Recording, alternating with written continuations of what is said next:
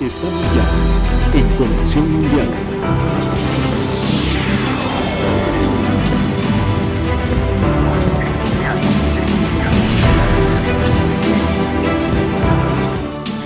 Hola, ¿qué tal? Buenas tardes Luis. Muy contentos, una vez más viernes, qué rápido pasa la semana y otra vez estamos aquí. Y no solo eso, viernes nuestro casi último viernes del año. Viernes. Sí, el próximo será el último viernes que tendremos conexión por este año 2021 y esperamos que sea un programa bastante especial para despedir el año, para recibir Navidad también. Es en horario especial también. En horario especial, más bien sí, de 5 de la tarde a 7 de la noche. Ampliado un poquito. Sí, y esperemos contar con muchos invitados también para hacer un repaso de lo que ha sido este año y a la vez también agradecer a todas esas personas que nos han acompañado, que nos han confiado ser parte de Conexión y que nos han dado sus aportes muy muy valiosos y nos han ayudado a construir este proyecto. Y pues entonces vamos a hacer este programa especial de despedida. Pues sí, para cerrar el 2021 con mucha energía, pero también con muchas ganas de arrancar un 2022 cargado de información, con nuevas ideas, nuevos aportes, ojalá también más y nuevos invitados en este programa que nos permitan ampliar esos conocimientos y que nos permitan a todos los que nos escuchan también proyectar, ¿verdad?, esas ideas. Muchas veces las noticias internacionales las vemos pasar como una ráfaga en los noticieros o no entendemos muchas veces el contexto de las cosas que ocurren y pues nuestra idea es hacérselas saber y entender de la forma más práctica y fácil. Esto en este resumen de los viernes, pero todos los días en nuestro Twitter, en Conexión Sinart. Ahí puede también informarse de las noticias de último minuto, día a día. Y puede escuchar nuestros podcasts donde tenemos entrevistas de análisis y también el programa de los viernes. Ahí también lo pueden revivir o escuchar si no tuvieron la oportunidad y les gusta alguno de los temas que tocamos. Y igual si sucediera algo, bueno, no solo si sucediera, durante estas semanas que son vacaciones para nosotros, creo que la mayoría de América Latina también, pues ahí va también a encontrar la información y si sucediera algo gigantesco, tal vez un evento muy importante, probablemente le dedicaremos un podcast. Vamos a ver, porque estamos cerrando casi el año con un poco de tensión y vamos a hablar de eso hoy precisamente entre Ucrania y Rusia, en la que ya han interferido también Estados Unidos y otros países de Occidente y pues vamos a ver qué puede ocurrir, qué puede pasar en estos fines de semana y semanas que nos quedan de diciembre y del 2021 antes de regresar nosotros a la habitualidad acá en nuestro programa. Esta semana estuvo muy movido.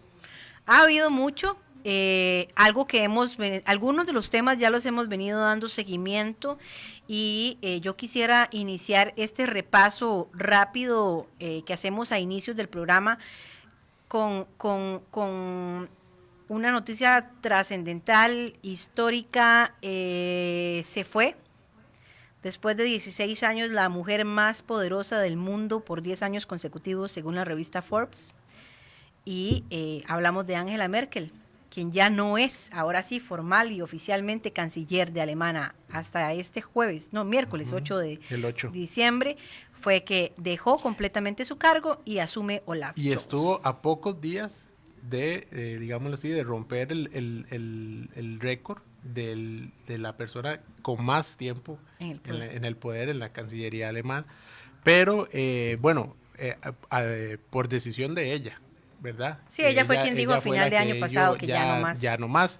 Una decisión que en ese momento, que ya hemos hablado en varias ocasiones de este tema, que ella tenía para el 2016, ¿verdad? Uh-huh. Para antes. Y fue el mismo Barack Obama, presidente de Estados Unidos, cuando iba saliendo, que le dijo, ya venía Trump al poder en Estados Unidos y él le dijo, no te puedes ir.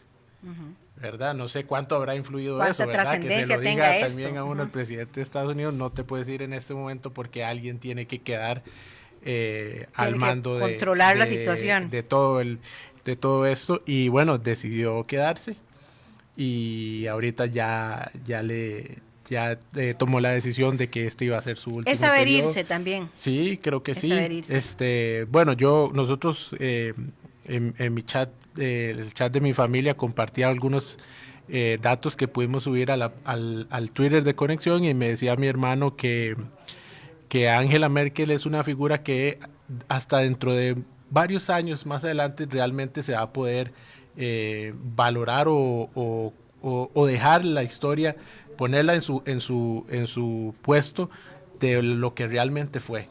Bueno, y hubo varias despedidas desde hace ya bastantes semanas, incluso desde el proceso electoral en Alemania, a la que le dimos cobertura acá.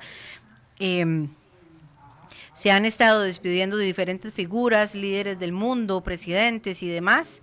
Ya hubo también hace como una semana una despedida como un poco más formal, pero ya la formalidad del traspaso ocurrió este miércoles, en donde hubo un intercambio incluso de palabras entre Angela Merkel y Olaf Scholz. Recordemos que Olaf Scholz fue ministro de Finanzas y también vicecanciller de la misma Angela Merkel, y curiosamente aunque no son del mismo partido político, no es muy distinto a Angela Merkel, Olaf Scholz, y esto le da algún tipo de continuidad a un traspaso bastante pacífico y armonioso, en el que incluso pudimos ver a Olaf Scholz acompañar a Angela Merkel en alguno de los encuentros bilaterales, en la COP26 también.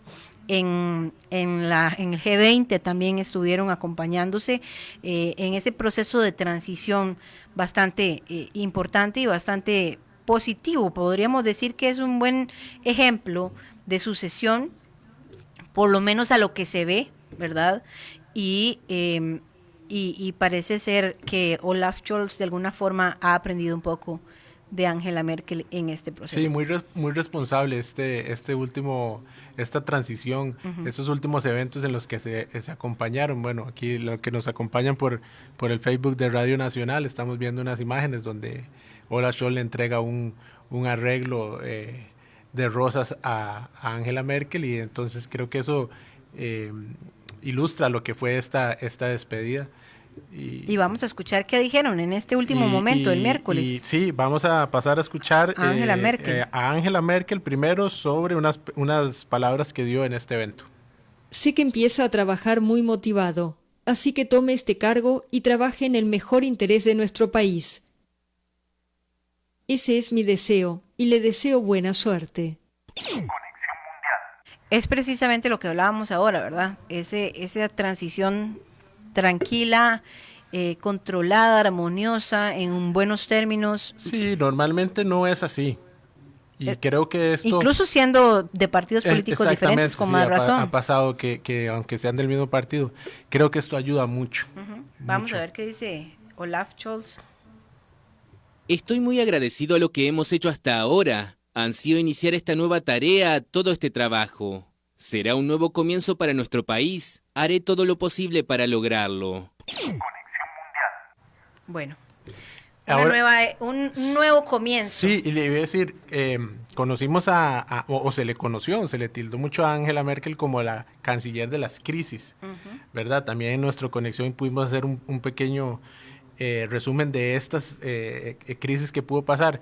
Y ahora que Olaf Scholz toma el puesto de canciller, pues está ingresando, que es lo que vamos a hablar hoy, en lo que podría ser también su primer crisis, porque la Unión Europea tiene mucho o va a tener mucho que ver en lo que vaya a suceder ahora, en lo que vamos a poder conversar con nuestro invitado de hoy, en lo que está sucediendo con Rusia, Estados Unidos y Ucrania.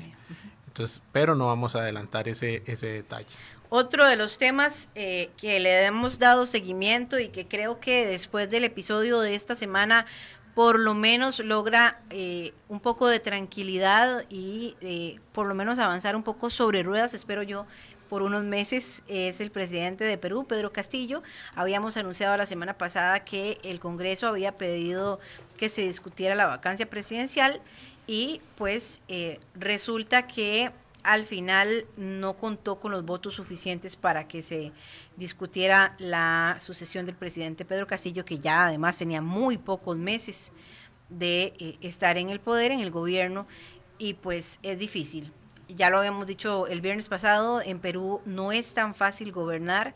En este momento el Congreso también tiene una oposición muy fuerte, liderada por el partido de Keiko Fujimori, su principal rival en las elecciones presidenciales, y Pedro Castillo también dentro de su gobierno ha tenido varios debilitamientos importantes. Esto es muy interesante porque, bueno, a mí, yo sí personalmente creo que no, más allá de lo que haya sucedido, que también lo hemos hablado aquí, en las pequeñas, en el corto tiempo que tiene Pedro Castillo de estar como presidente de Perú, ha tenido también sus altibajos.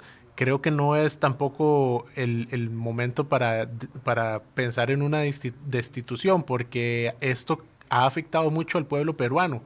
La inestabilidad en los gobiernos, recordamos cuando analizábamos este tema y hablábamos de la cantidad de presidentes que ha tenido en un corto periodo de tiempo, y no, pues obviamente la inestabilidad no funciona, no es bueno para un país, y en este caso pues no prosperó la moción.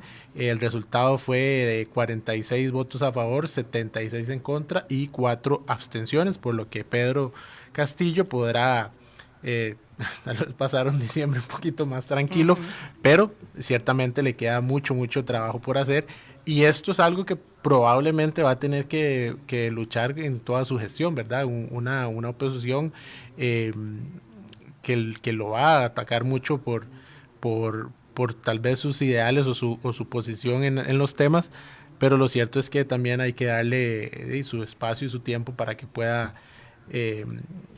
ejercer la presidencia que el pueblo peruano le ha otorgado.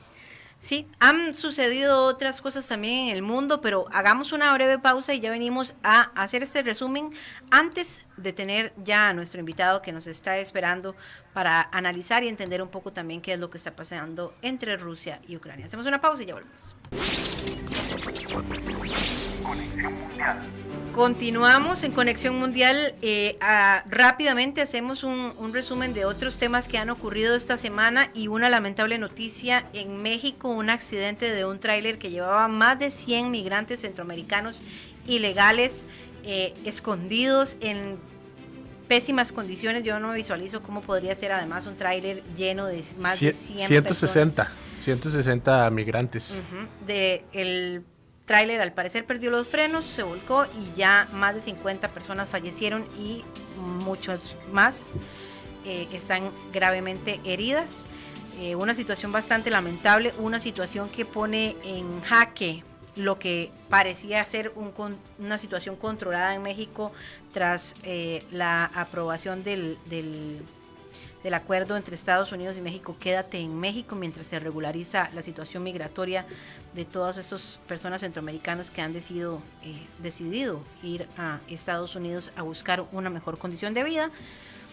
Una lamentable noticia, y deja ver que todavía las personas que llamadas coyotes, que trabajan de forma ilegal transportando personas, pues siguen haciendo de la suya, siguen controlando el problema, la situación y burlando las autoridades también. Sí, bueno, en riesgo a las personas. Sí, bueno, es un negocio de muchísimos millones de hasta de dólares, lo que veíamos, por ejemplo, cuando hablábamos de lo que pasaba en la frontera con el tapón del Darién.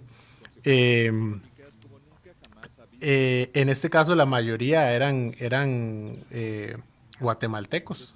Todavía se necesita tiempo para identificar a todas las víctimas, pero efectivamente, como decía Elki, fue una mezcla entre la alta velocidad y un fallo en los frenos, lo que provocó este lamentable accidente, y pues es un resultado más de esta crisis migratoria que hay en Centroamérica, la que también hemos conversado bastante, y pues bueno, vamos a a esperar a ver si también se logran sentar responsabilidades sobre lo que fue este accidente. De momento, pues no queda más que aprender de estas lecciones en cuanto a seguridad, aunque bien cuando hablábamos con esto nunca lo vamos a olvidar y siempre es bueno, me parece a mí recordarlo con David Cárdenas, ¿verdad? Nuestro colaborador, analista colombiano que nos decía siempre que el migrante no es que quiere,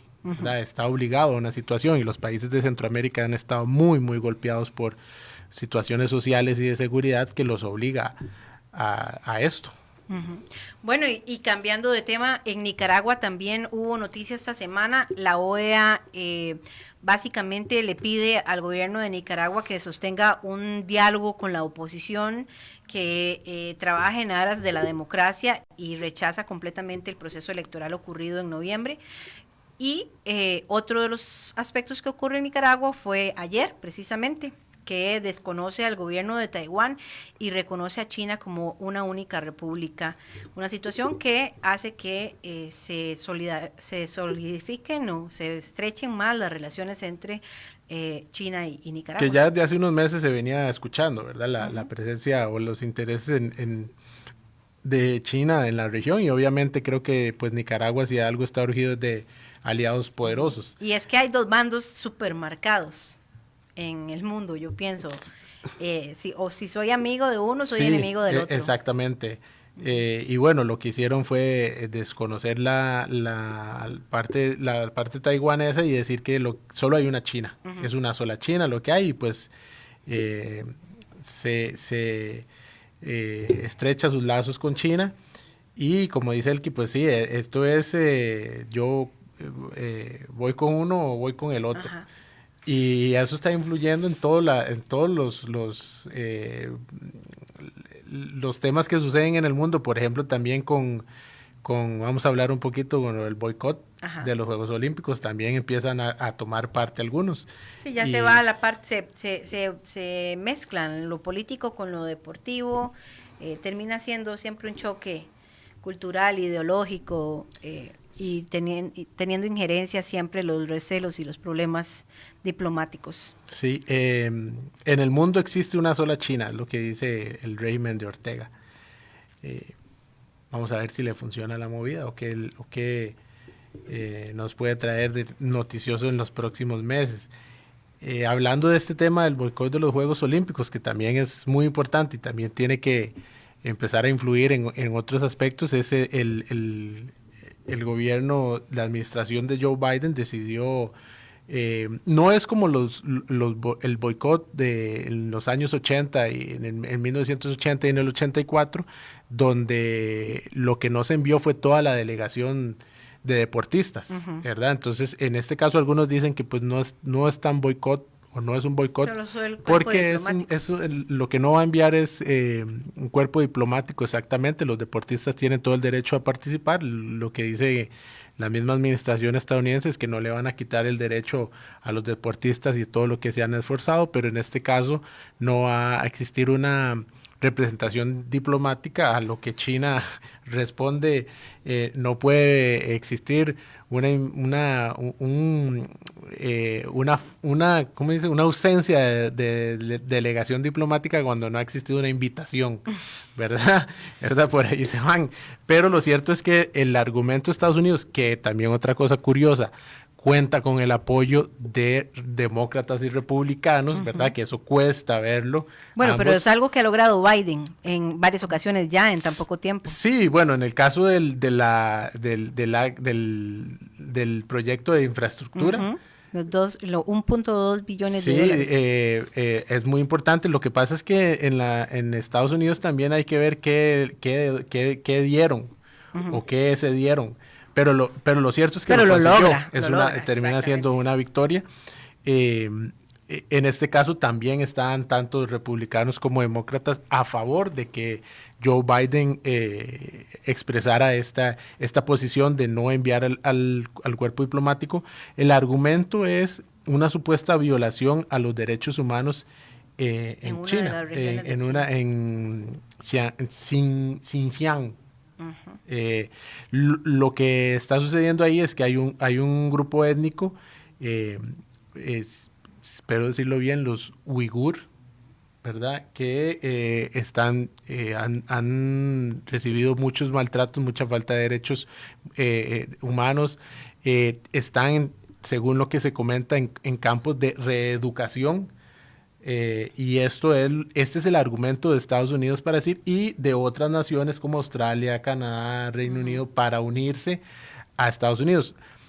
China también lo que ha dicho es que lo van a pagar. No me imagino una acción de poderío militar, pero lo que ha dicho China es van a pagar Sí, ellos tienen sus ideas lo que están haciendo. Tampoco les importa mucho, me imagino yo, que es más por un asunto de respeto. Creo que no les importa mucho si diplomáticos están o no están, pero el hecho de Es un ego, el ego, el tema de tal vez ego un también. respeto de no hacerlo, de hacerlo de esta manera, pues termina teniendo su importancia. Y aquí en este caso vamos a tener que esperar a ver cuál es la respuesta china a todo esto. Lo cierto es que los Juegos se van a llevar a cabo, son los Juegos Olímpicos de Invierno el próximo año. Y bueno, hablando nosotros de bandos, de polarizar, el tema que tenemos en análisis hoy habla mucho de eso también, precisamente de los apoyos que se dan entre naciones cuando hay una crisis o un conflicto. Hay un conflicto entre Rusia y Ucrania, hay involucrados también, y lo vamos a analizar al volver de la pausa. Ya venimos.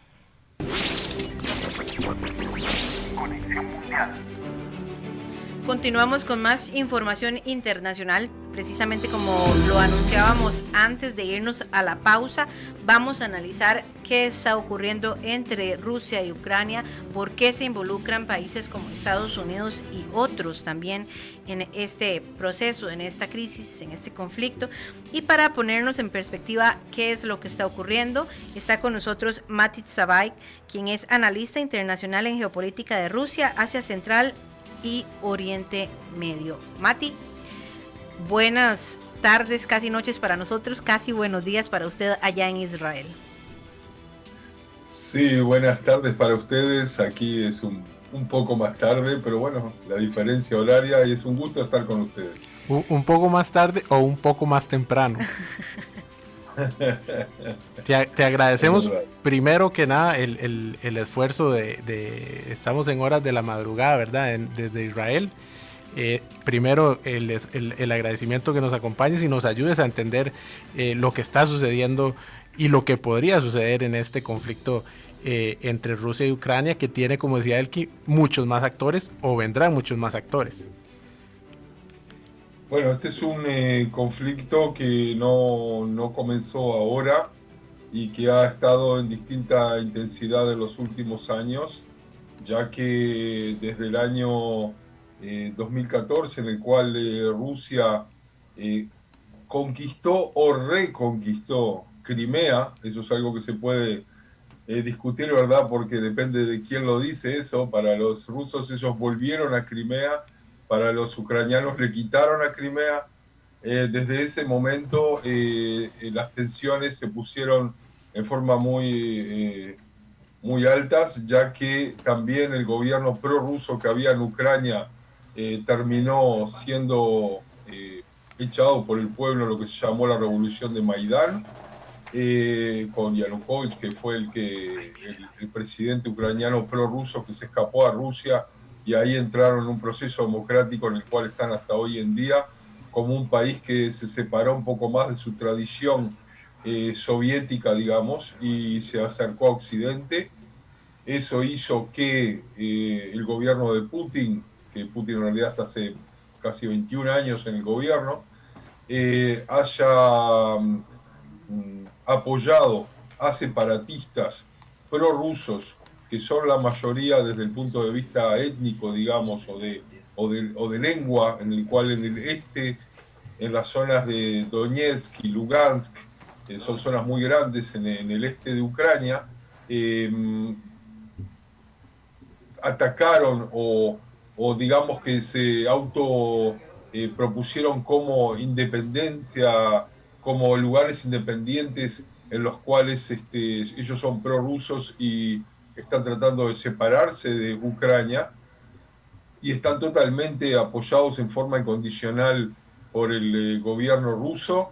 Y en este momento en el cual hay otras tensiones internacionales con Estados Unidos y en general por todos los últimos años en los cuales tienen Rusia muchas sanciones económicas y de otros tipos, política también, de participación en foros internacionales. Entonces Putin usa esas zonas del este de Ucrania para hacer una especie de leverage, de confrontamiento entre las distintas potencias. Ellos se ven a sí mismos, los rusos, como una gran potencia a pesar de haber caído de la Unión Soviética ya hace más de 30 años. Y de esa manera últimamente movieron muchísimas tropas hacia el este ucraniano, hacia la frontera con Rusia, más de 100.000 soldados y todo tipo de equipos, incluso con cazabombarderos que tienen poder nuclear y un montón de aparatos muy, muy agresivos que en el caso de una conflagración podría ser algo realmente que no se vio muchísimos años.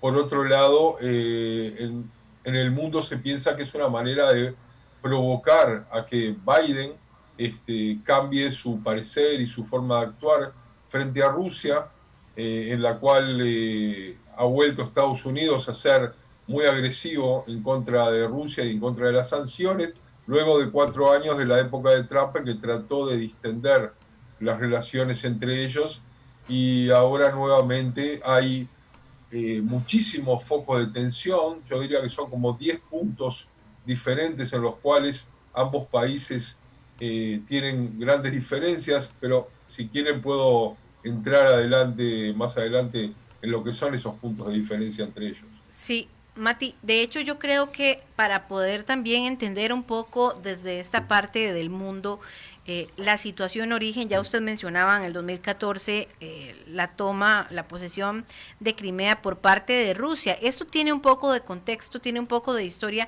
que yo creo que no deberíamos dejar por fuera para poder también ir creándonos esa idea y ese escenario, porque Crimea además es un punto estratégico bastante importante militarmente hablando para ambas naciones, pero con mayor fuerza para Rusia, y eso también es importante destacarlo. E incluso en su momento, en el pasado, tuve la oportunidad de estudiar un poquito sobre este tema, específicamente de Crimea, y un experto leía y escuchaba una noticia en ese entonces, hace ya algunos años, que decía que esto incluso de haberse manejado de una forma diferente por Rusia, podría haber provocado una tercera guerra mundial.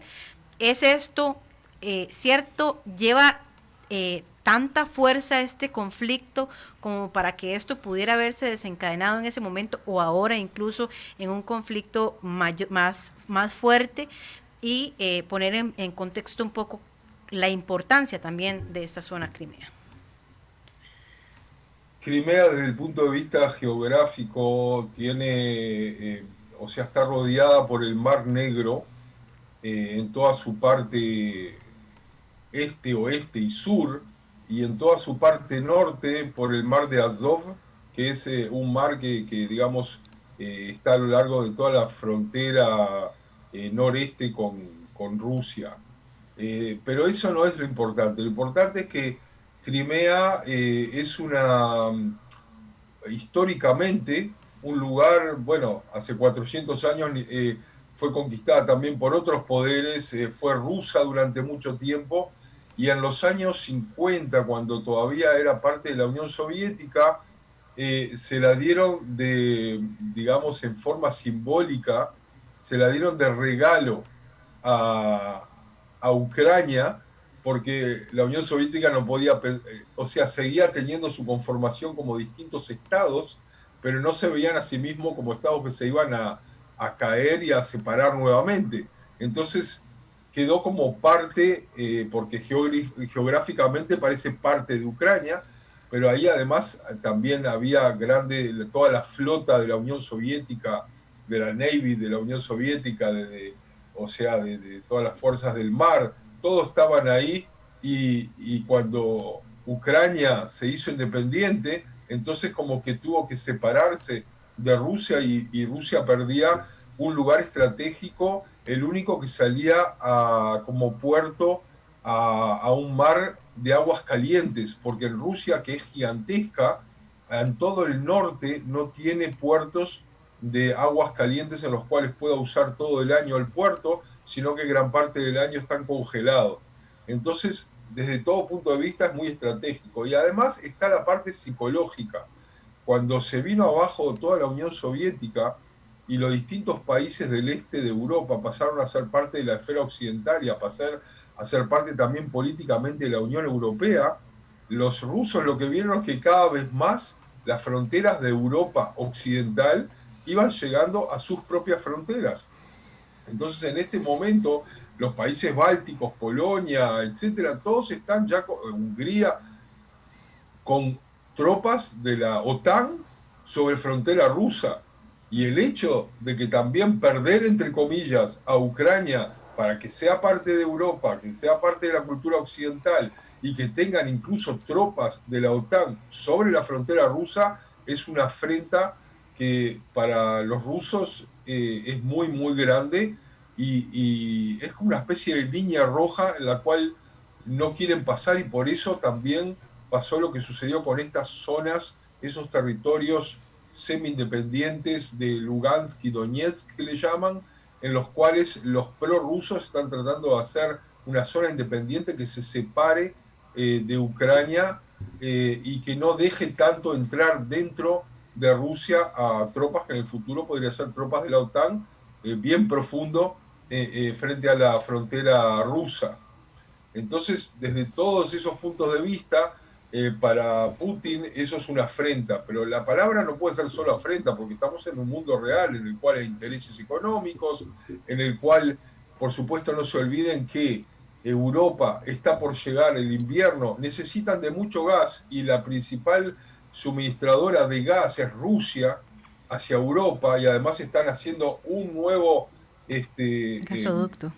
gasoducto gigantesco desde Rusia hacia Europa, que se llama el Nord Stream 2, estaba el Nord Stream 1 ya, y Alemania y todos los países de Europa no quieren dejar de recibir ese gas. Entonces, por un lado, tienen muchas críticas y hacen sanciones contra el régimen de Putin, y por otro lado, están tratando de recibir suministro de gas. Entonces, están todos unos contra otros en una posición de chantaje mutuo. Y todo eso en el medio de que también, con todas las diferencias que tienen con Estados Unidos, se les han puesto más y más sanciones, más que nada económicas, sobre gente allegada a Putin y que tiene mucha fuerza económica, que no puede descongelar cuentas en Suiza o en Estados Unidos mismo que tenían, y todo eso junto hace que haya una gran tensión.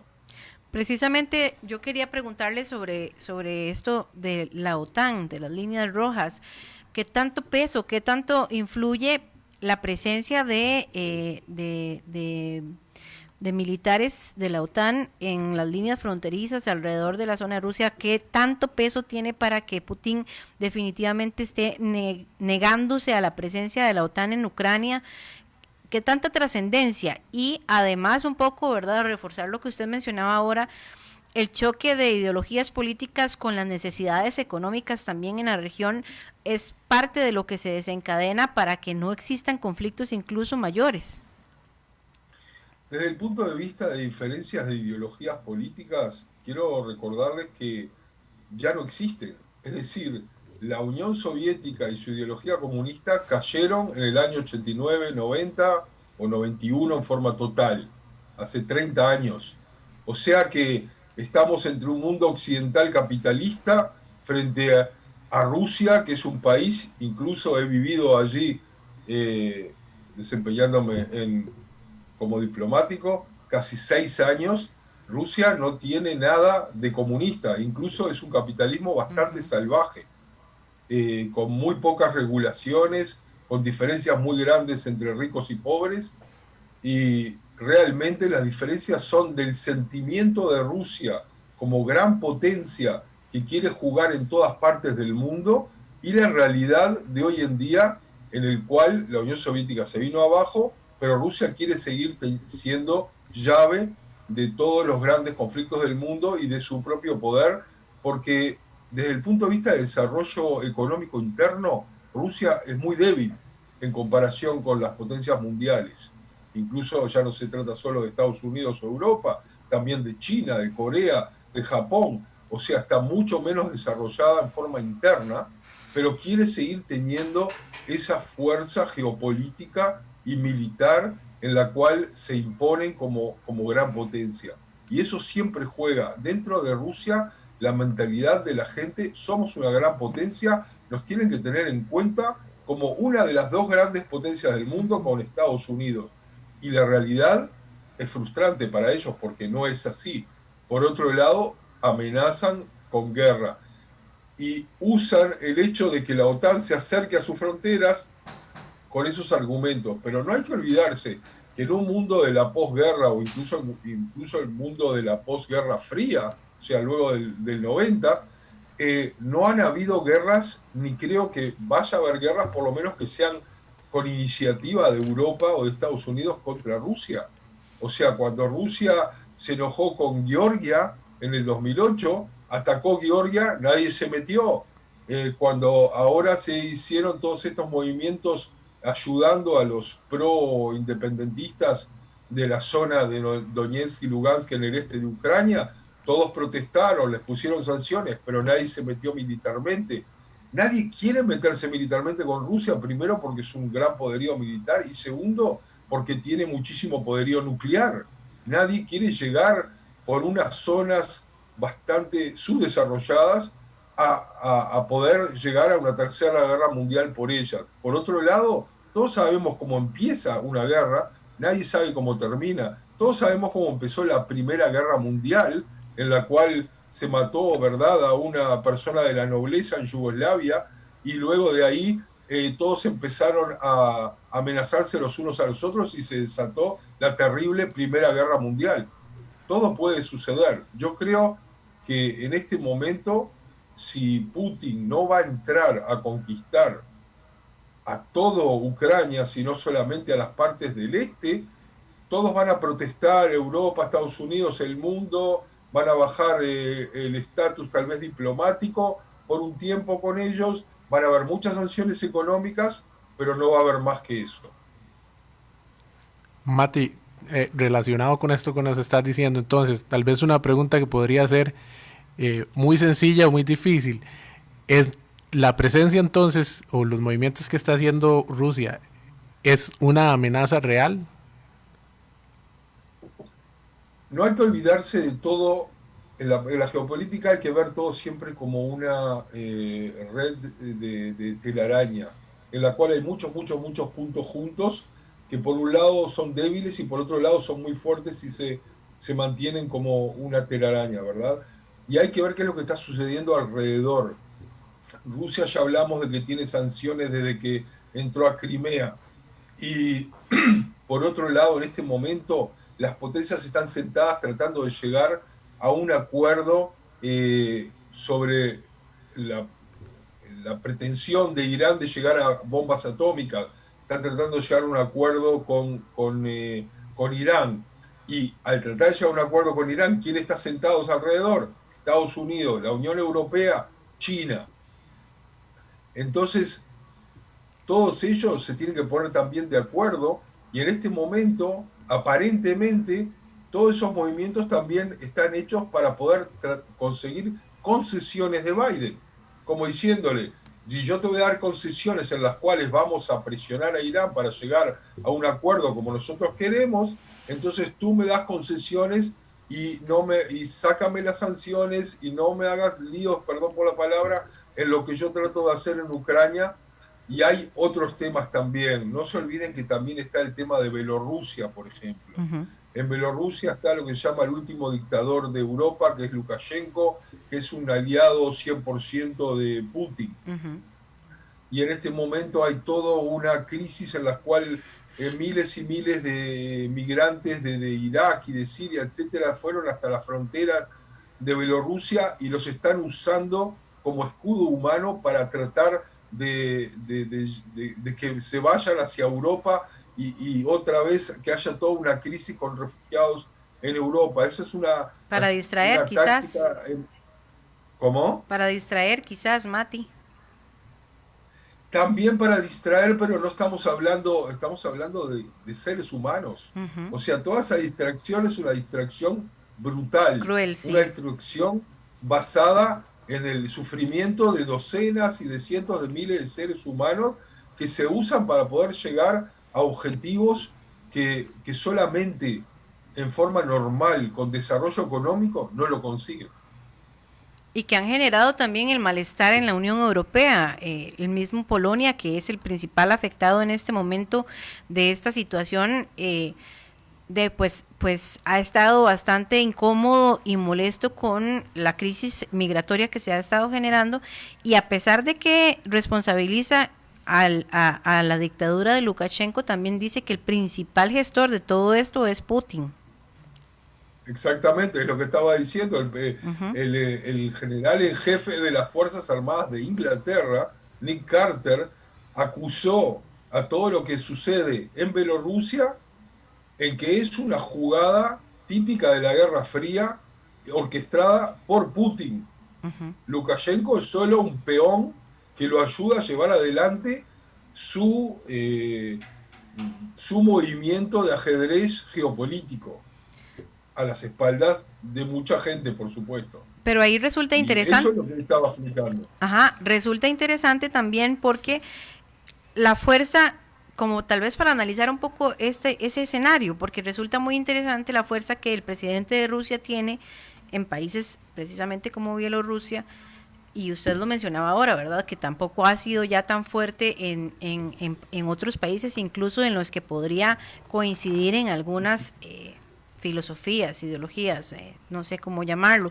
Sin embargo, bueno, pues tiene mucha fuerza ante un Lukashenko, pero incluso dentro de su país ha estado bastante debilitado, y este año lo hemos visto como él también ha sentido amenazas a lo interno de irse desintegrando este poder. ¿Dentro de Rusia te refieres? Sí, exacto. Dentro de Rusia, o sea, nadie es profeta para saber exactamente lo que sucede en un país que es luego incluso de haberse desintegrado la Unión Soviética, sigue siendo el país más grande del mundo, desde el punto de vista del tamaño, más grande que Canadá, más grande que Estados Unidos, ¿verdad? Pero lo que sí te puedo decir es que en épocas normales, en Rusia, Putin tiene una aprobación interna de entre el 65 y el 75%. Y cuando lleva adelante ciertos,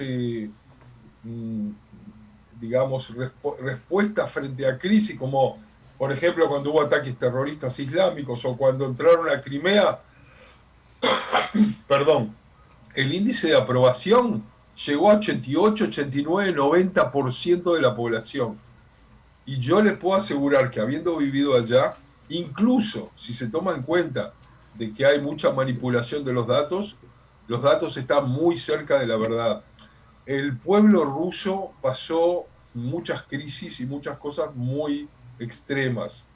El hecho de que haya caído la Unión Soviética, para nosotros lo vemos desde Occidente tal vez como algo normal. Ellos no lo ven como algo normal. Como parte de la historia. Más de 70 años de comunismo. Lo que vino en los años 90 fue una situación en la cual se empezó a gestar una democracia que no llegó a ser una democracia plena. Las calles eran tipo Chicago de los años 20. Habían bandas que se disparaban en las calles por toda Rusia, y lo que estaban tratando de hacer era de quedarse cada banda con más fábricas, con todos los medios de producción, y empezar a formar un país en el cual hay una élite que son dueños de todos los medios de producción que tenía el país, en gas, en petróleo, en fábricas metalúrgicas, o incluso en vender todos los restos del ejército que había caído, ¿verdad? Todas esas cosas se siguen viendo hasta hoy en día. Pero cuando vino Putin en el año 2000, fin del 99, principio del 2000, Entonces, a partir de ese momento, puso orden, y hoy en día no es agradable incluso decirlo, pero el ruso promedio no le interesa ni la palabra democracia ni la palabra derechos humanos, le interesa solamente la palabra estabilidad.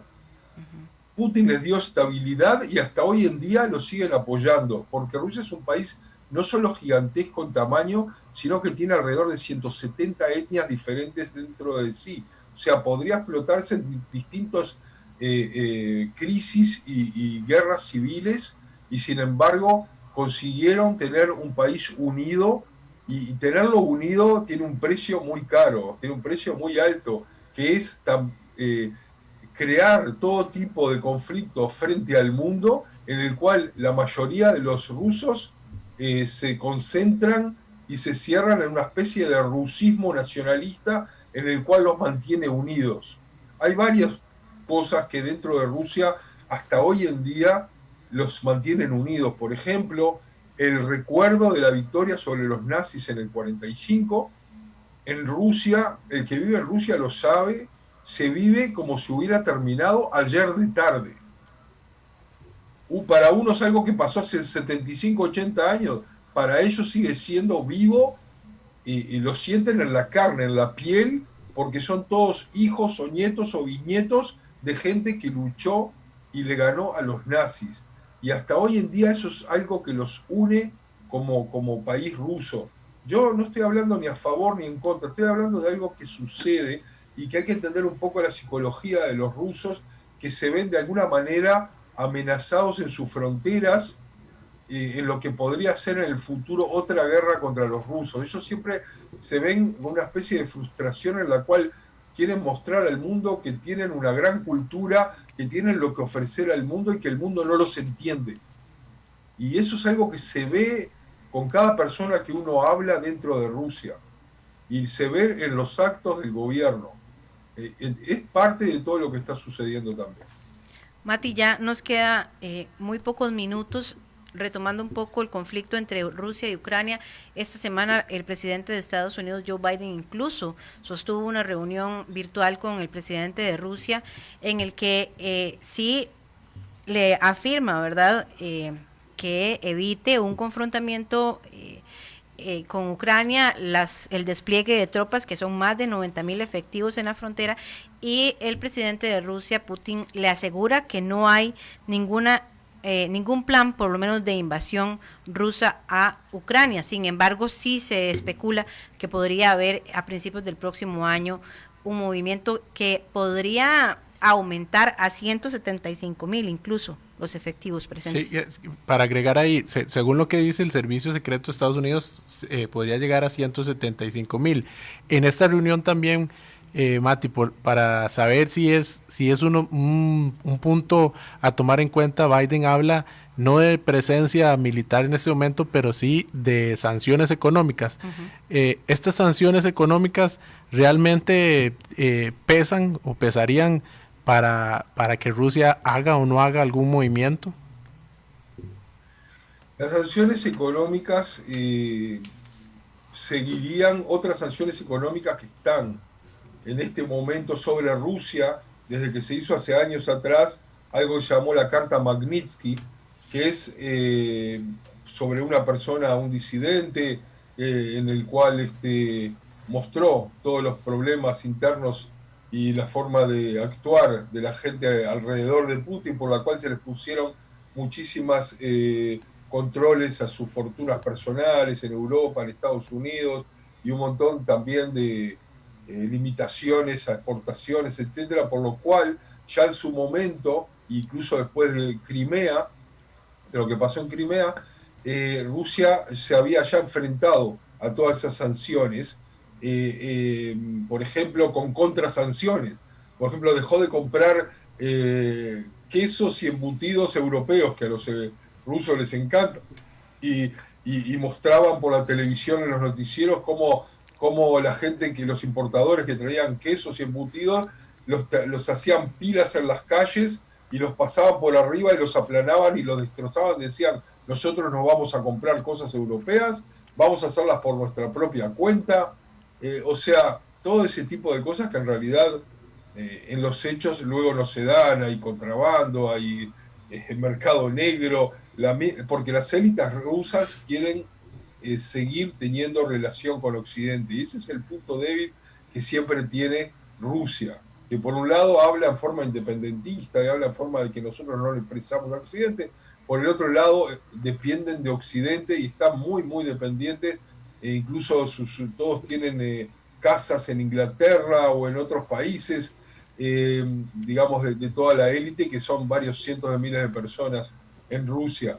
Si van a haber nuevas sanciones, van a ser sanciones a más cuentas de más gente allegada a Putin para que le duelan el bolsillo, pero de alguna manera siempre saben cómo saltearla con todo tipo de trucos, pasando el dinero a nombres de otros, etcétera. Se sabe que a largo plazo eso no dura. Lo que sí querían hacerle como forma de que le duela es desconectarlo del SWIFT, o sea, del sistema internacional en el cual se puede convertir el rublo, la moneda rusa, en dólar. Que también desde hace años dentro de Rusia se dice, vamos a hacer un sistema paralelo junto con China para poder no estar dependiente de ese SWIFT, y amenazan con eso, pero nunca lo hacen.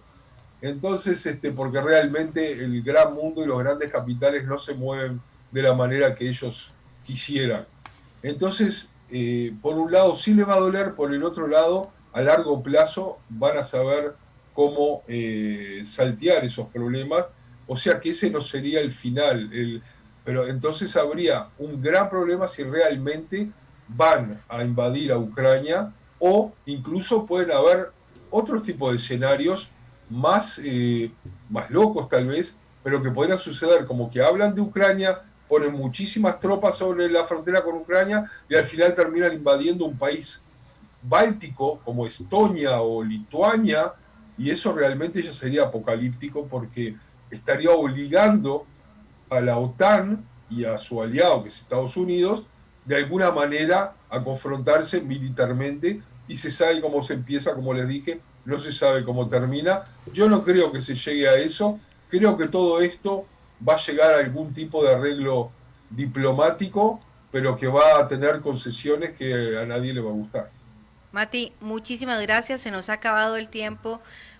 Nos da una perspectiva bastante amplia de lo que está ocurriendo y de lo que podría ocurrir. Habrá que esperar, el paso del tiempo es el que tiene la verdad al final.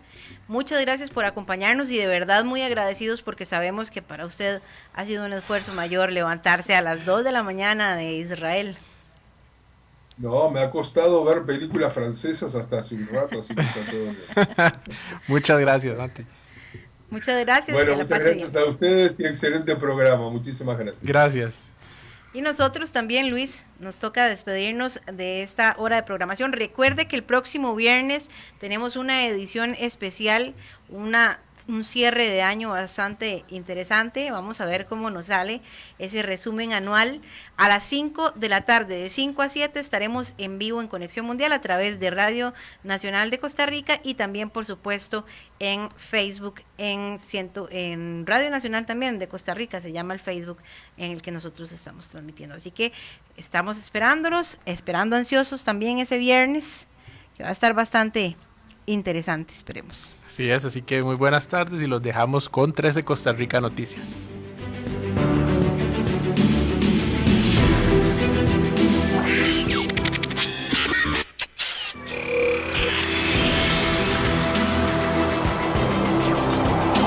Nos despedimos. Somos Conexión Mundial.